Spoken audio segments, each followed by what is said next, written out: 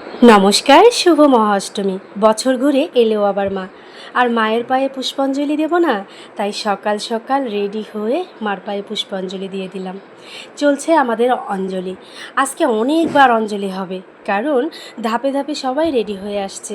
আর আমি আজকে তৃতীয় ব্যাচে অঞ্জলি দিয়েছি। আর আমার চুল এত এলোমেলো কেন লাগছে জানেন? আমাদের শহরে প্রচুর গরম, আর ফ্যানের নিচে বসেছিলাম। আর ফ্যানের নিচে থাকলে চুলের যা অবস্থা হয়। যাই হোক, আমাকে সব মিলিয়ে কেমন লাগছে আমি জানি না, তারপরেও খুব ভালো লাগছে।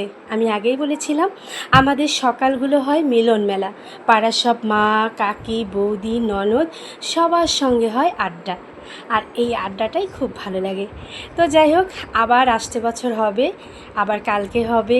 এইভাবে প্রতিটা দিন, প্রতিটা বছরের অপেক্ষায় আমরা করি। বছর ঘুরে মা এলো।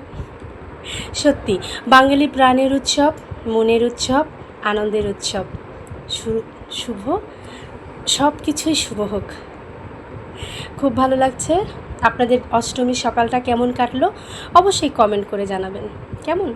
আর আমার এই ছোট্ট ব্লগটা যদি ভালো লাগে, লাইক করবেন, কমেন্ট করবেন। টাটা। আর হ্যাঁ, আর একটা কথা, শুভ অষ্টমী। পূজা সবার ভালো কাটুক। টাটা।